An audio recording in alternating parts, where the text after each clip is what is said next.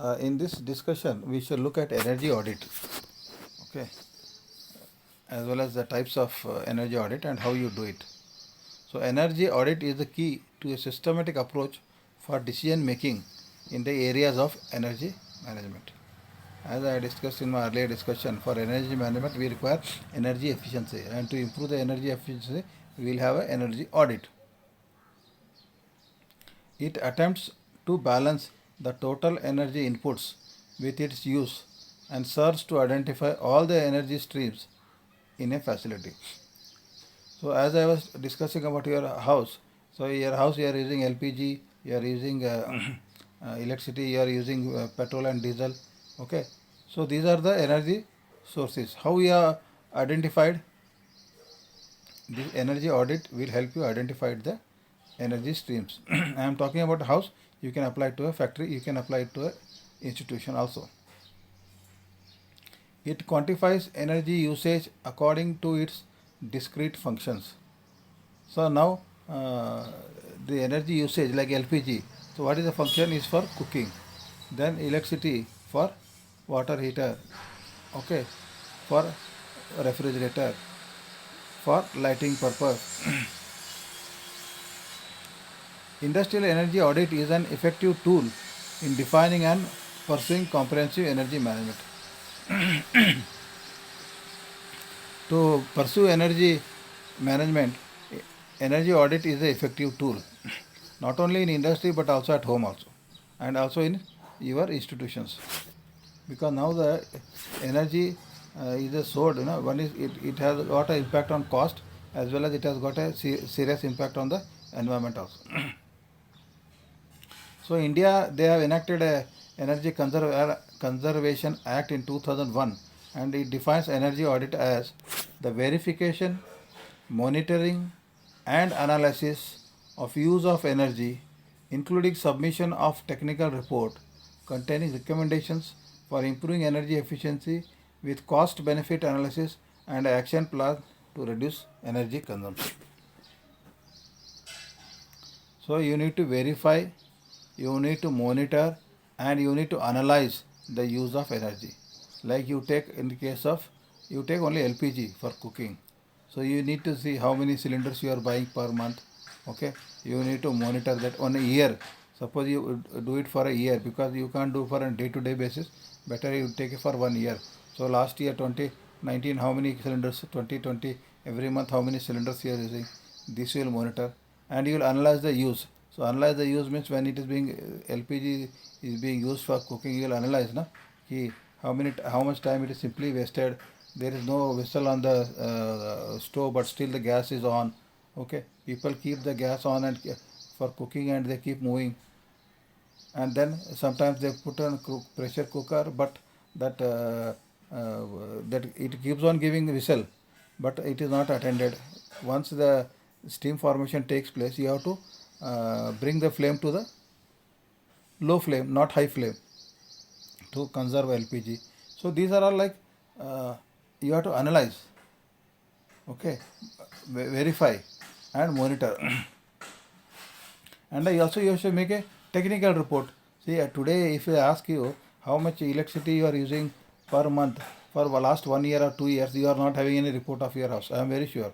But please, after going through this energy audit class, I would request you to take one sheet of paper and two things you do. What is the electricity consumption every month?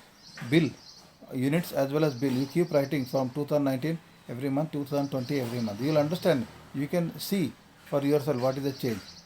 Okay. And same thing applies to your gas. How much gas cylinders you have purchased. Then only when you have this proper monitoring, if you verify, then you will be able to analyze, so that you can improve the energy efficiency. Okay, and cost benefit analysis.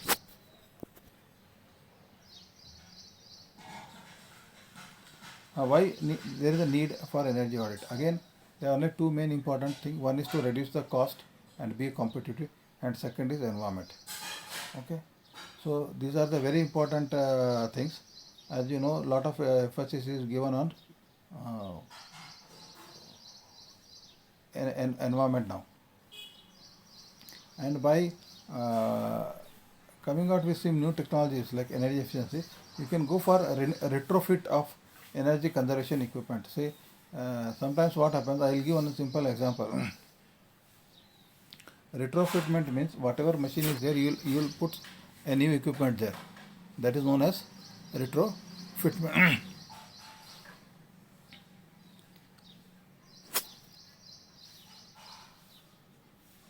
And now let us look at types of energy audits. So energy audits are basically two types only. One is preliminary audit or walkthrough audit, and second is a detailed audit. Detailed audit, you do it very in detail. Preliminary audit is like a macro audit, and it is done in short period, say 2-3 days. But detailed audit may take months together, 1 or 2 months. And the type of energy audit depends on the function and type of the industry, the depth of to which the final audit is required, and the potential and magnitude of cost reduction. Now your own house, you can see. Now let us see the preliminary energy audit methodology. Establish energy consumption in the organization. I told you, you take a piece of paper and write the consumption of electricity, petrol and LPG month wise. So this is the establishment of energy consumption in the organization or in a house. The estimate the scope for saving. Now you can definitely find the scope for saving. That is based on your wisdom. Okay. And then identify the most likely and easiest ways for attention. I have already given you some areas for attention. Both, if suppose your bike is there, if you clean the air filter, if you properly fill the air required pressure, you clean the carburetor, definitely you service the vehicle, lubrication is ensured, then it definitely efficiency increases. Okay. Then identify immediate improvement. See, there are some improvements like now what I got, low cost or no cost. Putting air in your tires, cleaning your carburetor and air filter will cost you nothing, but will save you a lot.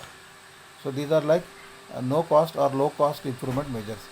Or cleaning your LPG burner, this will cost you nothing, but will give you a lot of savings.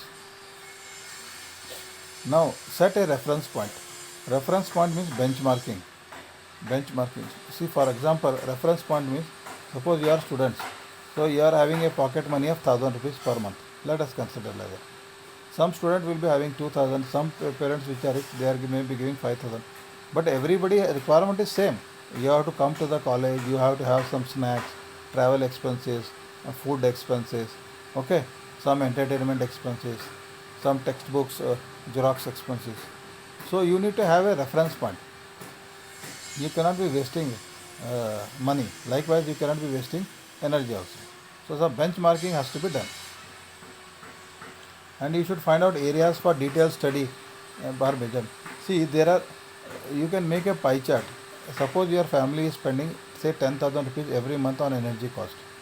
That energy cost includes your LPG for fuel, electricity for house, as well as petrol and diesel for cars. So now you can study where this 10,000 rupees, where I am spending more.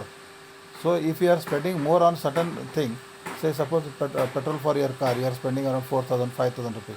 So you will focus, because you are spending 5,000 big amount or 50% of your total cost per month. So you will focus on that area. Suppose electricity you are spending only 1,000 rupees, then you will give less attention to that. So you will focus more area based on the more amount of money you are spending. And you can use a preliminary audit by using existing or easily obtainable data. See, I told you take the electricity bill, it is available easily. Take the electricity bill, and this is the preliminary energy audit.